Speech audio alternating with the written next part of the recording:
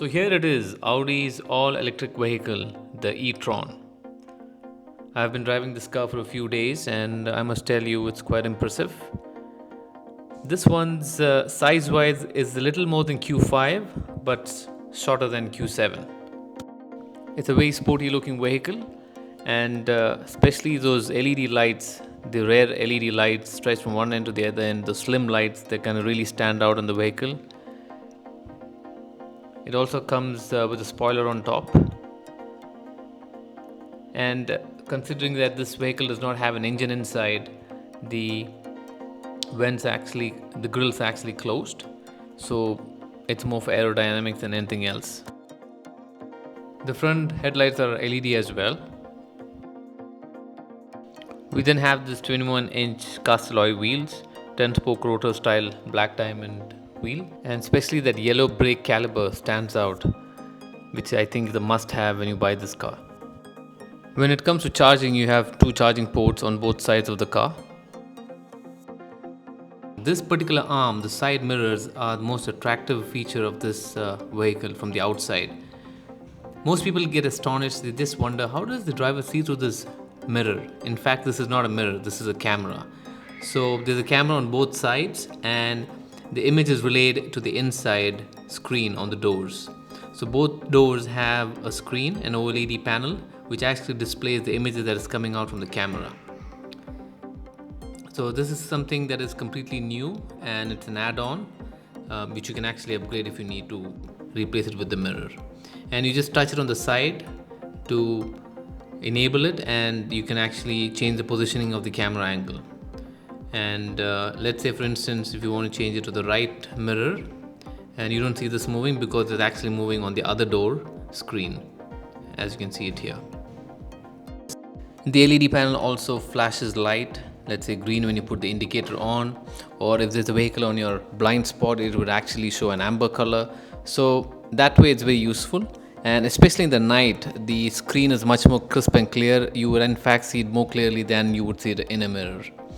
The disadvantage is the positioning. It's a bit lower than the normal side mirrors, so there's a chance that the driver does not see the front view while he is completely looking at the left lower screen. And also considering this is an electric vehicle, you want to preserve as much as power as possible, but in this case both screens on the door and the cameras would be consuming power from the time you start the vehicle. Now let me show you the important part.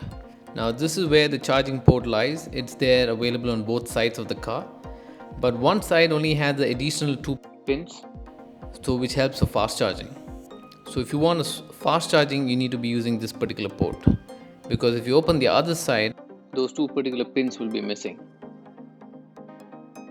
Now as you know, there's no engine, so when you actually open up on the front side, it's actually got a storage compartment which is suitable to store your cables most likely, and this one particular cable is the least one to be used only on an emergency purpose. It's actually on a 3-pin, as you can see. So you would actually plug this at a home, where you go to a home and you can find a 3-pin available, but the charging is very slow. It would take days to get a full charge from this. Currently when you buy an Audi e-tron, you by default get a charging cable, and it's a type 2 charging cable, and that's what you need, and this is what it looks like, and this is compatible with all the type 2 charging stations that's out there. Once you start charging the car, it would start blinking green, and as you can see it's now blinking green, which means I've put the vehicle for charging. And I'm actually using a public charger. I'm using a public booth which is available. This is one of the places, Al Seef in Dubai. It's a public place and you can use this charger for free for now. I think it's free until December 2021. So all you need is a charging cable and a Diva card. So it does give some information here. You can say how much energy that the car has consumed so far.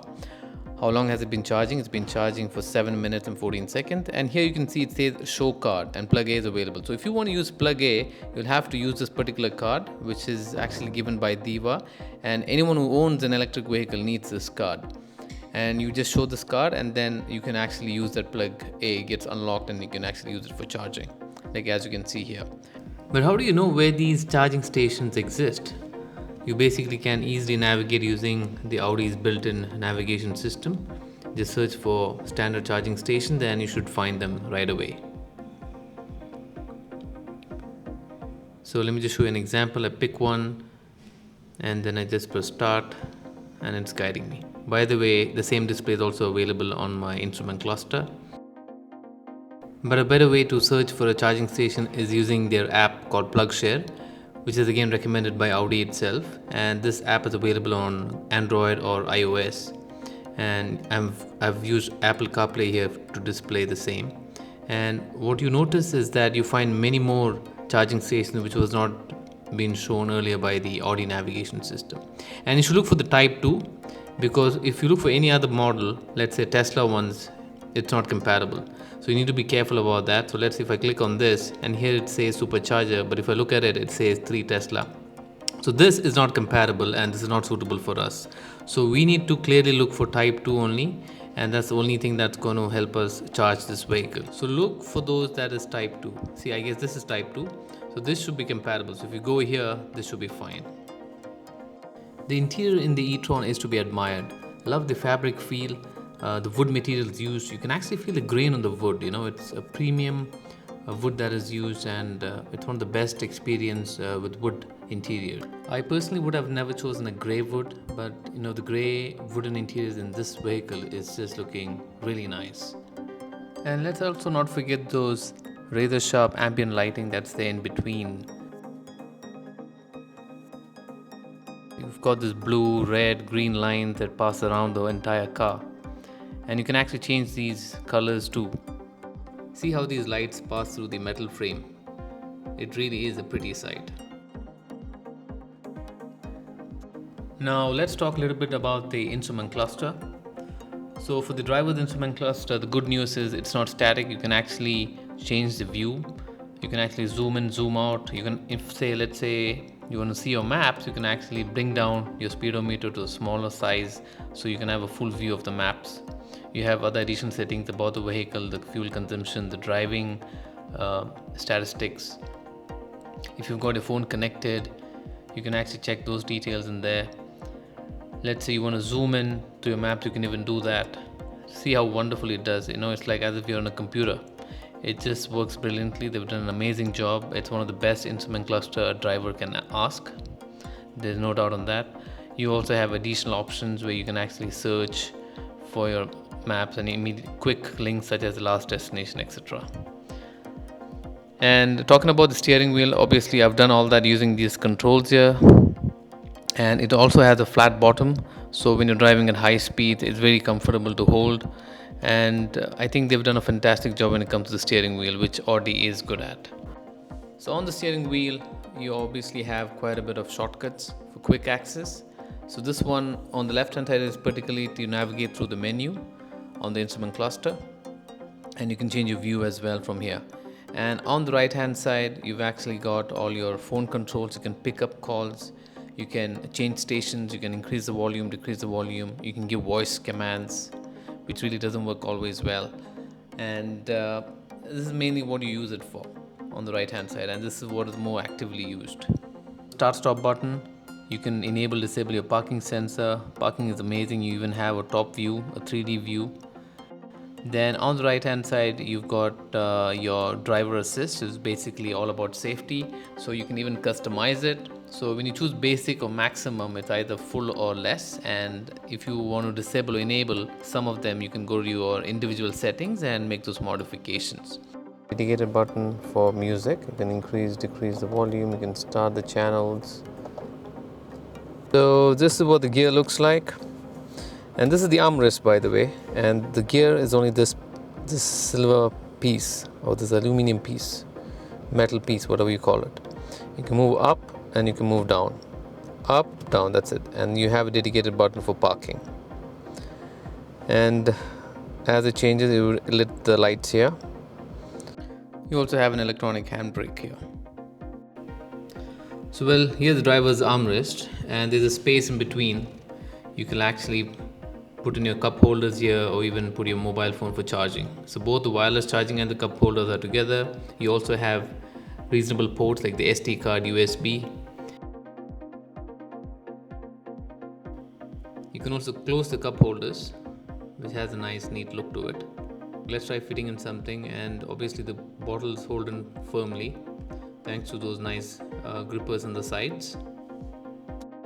So this is where you wirelessly charge your phone. You just place your phone in between the clip and it just starts wirelessly charging. The driver's door handles have standard controls. It's window controls and child lock for both doors. Yeah, I love these buttons. They're very chunky. The unlock, lock, as well as the door handle, which is an aluminum finish. It's very nice to feel. And if you open, you're invited by the projector e-tron. You can also see the sills are illuminated. These buttons are touch sensitive. As soon as I move my fingers, they glow automatically. Okay, let's see what more we have in the MMI interface. You can see all your channels here. It's touch sensitive, so you can just move your finger and scroll through the screen. You've got a telephone setting here. You've got navigation. You can zoom in, zoom out. Here I'm actually searching, and I can even actually write into it. So let's say if I'm going to write something,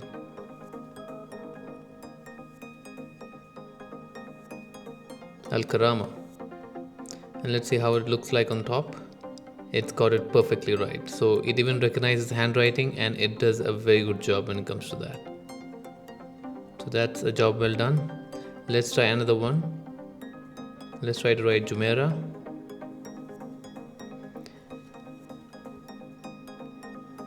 And once again, it's got exactly the same word.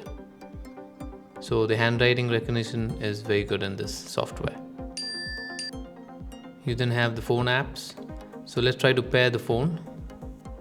I switch on the Bluetooth. I would find this on my phone. Then it's accepted here. It's accepted on my phone. And you just initiate and then enable Apple CarPlay. And that's it. Now you've got Apple CarPlay. And here it is. This is the Apple CarPlay interface. And now you also have access to all your iOS apps. The other vehicle settings you would find would be display brightness. You can adjust the cockpit lighting, head-up display, adjust the height, brightness, rotation. You can also customize the speedometer dial. You can have it the classic or the e-tron, sport view. These would be the rear AC controls. You can adjust the temperature, the fan speed, and have it on auto if needed, and both the passengers have their own controls. Oh yes, and the seats are reclinable, so you could actually recline all the seats. And let me just show you what's the space like. And this is what it looks like. Quite spacious. You can almost fit in anything you need. You also have an option of panoramic sunroof, which is very nice to have. The only disappointment about the e-tron is the charge limit. A full charge would only give you, or at least gave me, only around 320 kilometers, which I think is quite less, and there's a lot of work to do in this department, which is very important. I think they can either reduce the weight of the vehicle or they might have to improve on their battery technology. Either ways.